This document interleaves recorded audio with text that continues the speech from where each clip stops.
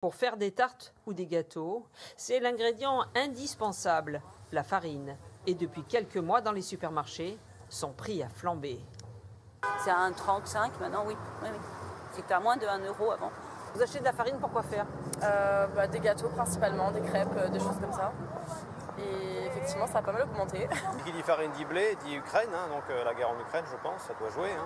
Dans l'Oise, ce moulin produit près de 40 000 tonnes de farine à partir de ce blé.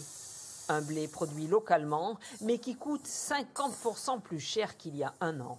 Les deux raisons pour lesquelles le prix du blé a augmenté, est bien sûr le conflit russo-ukrainien, parce que ce sont deux pays qui produisent beaucoup de blé, et également parce que le marché du blé aujourd'hui est mondialisé, il est basé à Chicago, donc peu importe le prix du blé que l'agriculteur veut vendre, tout est négocié aux États-Unis à Chicago. Le blé passe plusieurs fois dans ces énormes machines très énergivores en électricité pour être réduit en farine. Voilà, on a bien écrasé les semoules. Il faut beaucoup d'énergie. Oui, quand on cumule le nombre de meules, le nombre de moteurs pour faire fonctionner l'ensemble du moulin, c'est effectivement un nombre très important de moteurs.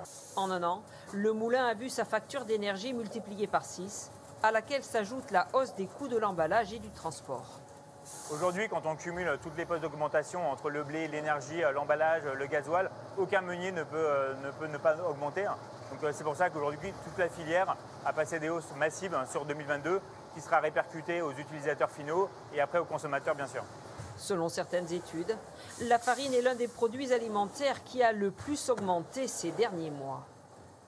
Oui, je le disais, quasiment 45% de progression. Autre sujet d'inquiétude.